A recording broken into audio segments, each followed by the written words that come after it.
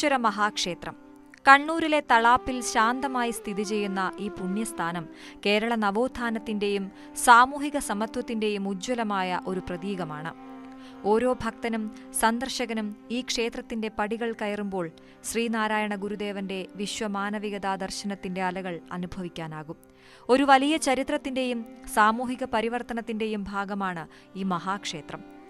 1916 April 11 പൂയം നക്ഷത്രത്തിൽ മഹാനായ സാമൂഹ്യ പരിഷ്കർത്താവായ ശ്രീ നാരായണ ഗുരുദേവനാണ് ഇവിടെ ശിവലിംഗം പ്രതിഷ്ഠിച്ചത്. ഈ പ്രതിഷ്ഠ വെറുമൊരു ആചാരമായിരുന്നില്ല. അത് നൂറ്റാണ്ടുകളായി നിലനിന്നിരുന്ന ജാതീയമായ ഉച്ചനീചത്വങ്ങൾക്കെതിരെയുള്ള ഒരു സാംസ്കാരിക വിപ്ലവത്തിന്റെ പ്രഖ്യാപനമായിരുന്നു.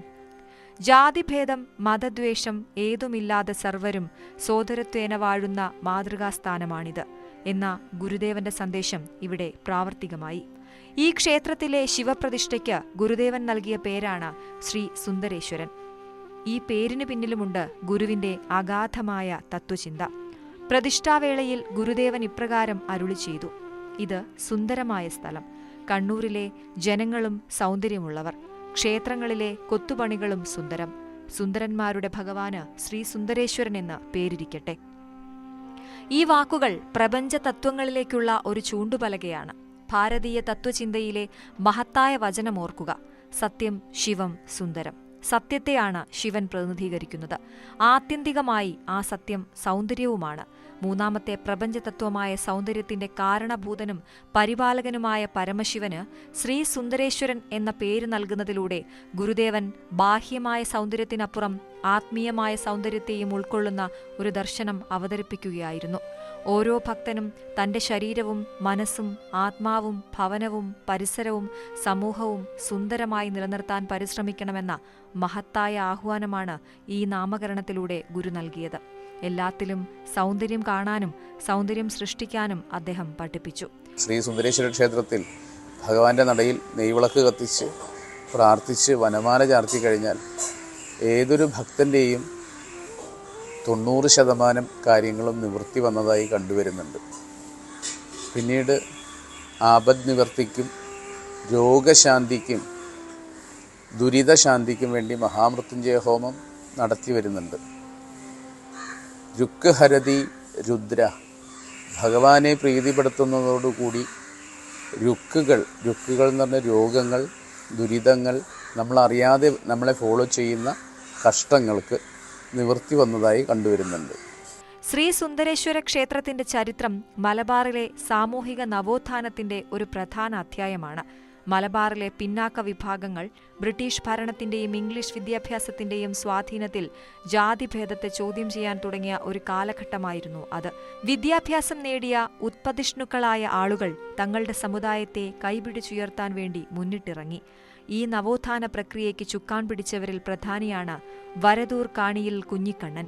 തെക്കൻ കേരളത്തിൽ ഗുരുദേവൻ നടത്തിവന്ന പ്രവർത്തനങ്ങളെ അത്ഭുത ആദരവോടെ വീക്ഷിച്ച അദ്ദേഹം ഗുരുവിനെ കണ്ണൂരിലേക്ക് ക്ഷണിച്ചുകൊണ്ടുവരാനും പിന്നാക്കക്കാർക്കായി എന്തെങ്കിലും ചെയ്യാനുമുള്ള ദൃഢനിശ്ചയത്തോടെ 1905 ശിവഗിരിയിലേക്ക് യാത്ര തിരിച്ചു. കുഞ്ഞിക്കണ്ണൻ ഗുരുവിനെ സമീപിച്ചപ്പോൾ മലബാറിൽ വിദ്യാഭ്യാസം, സർക്കാർ ജോലികൾ, ആര്യസമാജം, വേദാന്ത സംഘങ്ങൾ എന്നിവയുടെ സ്വാധീനം കാരണം ജാതിപിശാച് ഏതാണ്ട് ഇല്ലാതായല്ലോ, അവിടെ താൻ എന്തു ചെയ്യാനാണ് എന്ന് ഗുരു ചോദിച്ചു. ഇതിന് കുഞ്ഞിക്കണ്ണൻ നൽകിയ മറുപടി ചരിത്രപരമായിരുന്നു. ആരാധനാ സമ്പ്രദായങ്ങൾ പരിഷ്കരിച്ചാൽ മാത്രമേ ആത്മീയവും മാനുഷികവും സാംസ്കാരികവുമായ പരിപൂർണ ഉന്നമനം നേടാൻ ഒരു സമുദായത്തിന് സാധിക്കൂ. അതിനാൽ ഗുരുദേവന്റെ ആത്മീയ സാരഥ്യം മലബാറിലെ സമൂഹത്തിന് അത്യാവശ്യമാണ്. ജാതി വ്യവസ്ഥ നിലനിന്നിരുന്ന പഴയ കാലത്ത് താഴ്ന്ന ജാതിക്കാർക്ക് ക്ഷേത്രപ്രവേശനം നിഷേധിക്കപ്പെടുകയും യുക്തിരഹിതമായ അന്ധവിശ്വാസങ്ങളും മൃഗബലിയും പോലുള്ള അനാചാരങ്ങൾ നിലനിൽക്കുകയും ചെയ്തിരുന്നു. ഈ സാഹചര്യത്തിലാണ് എല്ലാ ജാതിക്കാർക്കും ഒരുമിച്ച് ആരാധന നടത്താൻ കഴിയുന്ന സാത്വികമായ ആരാധനാ രീതികൾ മാത്രം നിലനിൽക്കുന്ന ഒരു ക്ഷേത്രം സ്ഥാപിക്കുക എന്ന ദർശനത്തിന് ഗുരു അനുകൂലമായ മറുപടി നൽകിയത്. ഗുരുവിൽ നിന്ന് അനുകൂലമായ പ്രതികരണം ലഭിച്ച കുഞ്ഞിക്കണ്ണൻ നാട്ടിലെത്തി മാധവൻ മാസ്റ്റർ, ചോയി ബട്ട്ലർ, മാണിക്കോത്ത് ഗോവിന്ദൻ ഭാഗവതർ, കാരിൻ ഗോവിന്ദൻ ഗുരുക്കൾ, ചാമക്കാലി കണ്ണൻ തുടങ്ങിയ നിരവധി സമുദായ പ്രമുഖരുമായി ആലോചിച്ചു. ഇതിന്റെ ഫലമായി 1907 ഗുരു കണ്ണൂർ സന്ദർശിക്കുകയും ക്ഷേത്ര നിർമ്മാണത്തിനായി കണ്ണൂർ തഹസിൽദാരായിരുന്ന ചെറുവാരി കരുണാകരൻ പ്രസിഡന്റായും ചാമക്കാലിക്കണ്ണൻ സെക്രട്ടറിയായും ശ്രീ ഭഗവൽ ഭക്തി പ്രദീപയോഗം എന്ന സംഘടന സ്ഥാപിക്കുകയും ചെയ്തു. ഈ സംഘടനയാണ് പിന്നീട് 1913 കൂടുതൽ ലക്ഷ്യബോധത്തോടെ ശ്രീ ഭക്തി സംവർദ്ധിനി യോഗമെന്ന് പുനർനാമകരണം ചെയ്യപ്പെട്ടത്. ശ്രീ സുന്ദരേശ്വര ക്ഷേത്രത്തിന്റെ നിർമ്മാണം ഒരു സമൂഹത്തിന്റെ കൂട്ടായ പരിശ്രമത്തിന്റെയും അർപ്പണബോധത്തിന്റെയും മകുടോദാഹരണമാണ്. 1908 വീണ്ടും കണ്ണൂരിൽ വന്ന ശ്രീനാരായണ ഗുരുദേവൻ കൊമ്പ്ര കണ്ണൻ മാസ്റ്ററുടെയും ചാമക്കാല കണ്ണന്റെയും അപേക്ഷയെ തുടർന്ന് തളാപ്പിലെ സ്ഥലം സന്ദർശിക്കുകയും ക്ഷേത്ര നിർമ്മാണത്തിന് അനുമതി നൽകുകയും ചെയ്തു. തുടർന്ന് ഗുരുദേവൻ തെരഞ്ഞെടുത്ത സ്ഥലം സംഘം വിലയ്ക്ക് വാങ്ങി 1909 കുറ്റിയടിച്ചു. 1910 മഠാധാര പ്രതിഷ്ഠ നടത്തിയ ശേഷം ക്ഷേത്രകോവിലും നമസ്കാര മണ്ഡപവും നിർമ്മിക്കപ്പെട്ടു. ശ്രീ ഭക്തി സംവർദ്ധിനി യോഗത്തിന്റെ അക്ഷീണ പ്രയത്നം കാരണം നിർമ്മാണം അതിവേഗം പൂർത്തിയായി. ഒടുവിൽ 1916 ഏപ്രിൽ 11 രാവിലെ 3 മണിക്ക് പൂയം നക്ഷത്രത്തിൽ ഗുരുദേവൻ തന്നെ പ്രതിഷ്ഠാകർമ്മം നിർവഹിച്ചു. ഈ പ്രതിഷ്ഠയോടെ മലബാറിലെ ശ്രീനാരായണീയ നവോത്ഥാനത്തിന് ശക്തമായ ഒരു അടിത്തറ ലഭിച്ചു.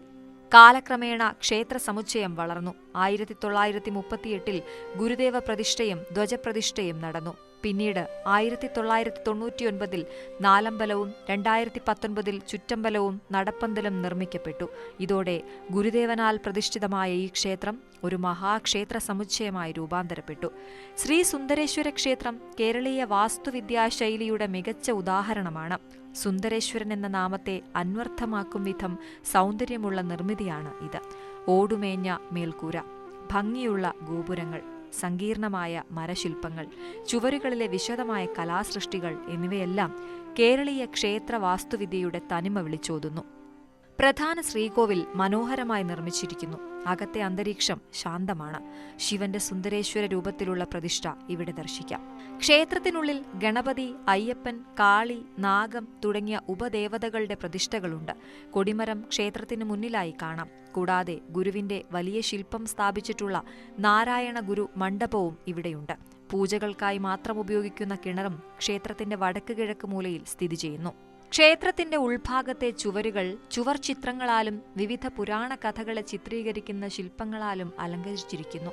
പ്രശസ്ത കലാകാരനായ ശ്രീ ചൈതന്യാൽ സ്വാമിയാണ് ക്ഷേത്രത്തിന്റെ ഉൾവശം രൂപകൽപ്പന ചെയ്ത് അലങ്കരിച്ചതെന്ന് പറയപ്പെടുന്നു.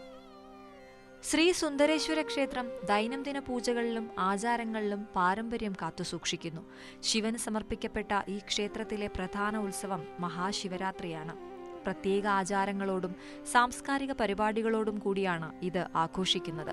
കൂടാതെ മലയാള മാസം മീനത്തിൽ പൂയം നക്ഷത്രം ആരംഭിച്ച് 8 ദിവസത്തേക്ക് നടക്കുന്ന കൊടിയേറ്റ മഹോത്സവമാണ് മറ്റൊരു പ്രധാന ആഘോഷം.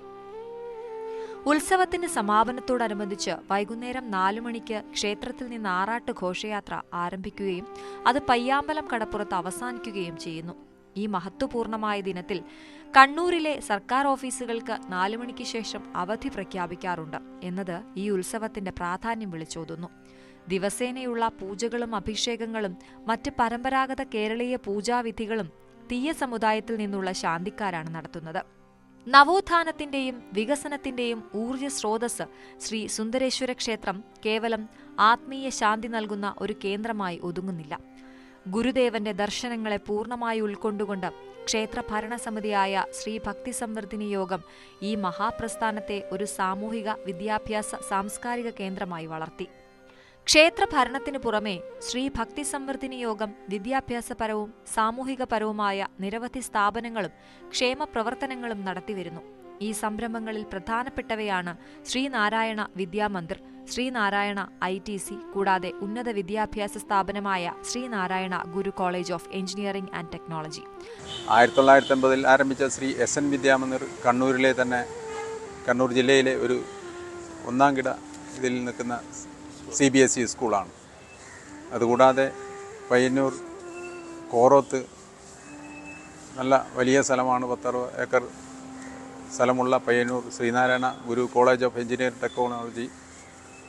അവിടെ എല്ലാവർക്കും നമ്മളെ നിർധനരായ പല വിദ്യാർത്ഥികൾക്കും നല്ല സ്കോളർഷിപ്പുകൾ നൽകി അഡ്മിഷൻ കൊടുത്തുകൊണ്ട് നല്ല രീതിയിൽ പഠിച്ചു പാസ്സായി വിവിധ കമ്പനികളിൽ നല്ല ജോലി ചെയ്തു വരുന്നുണ്ട്.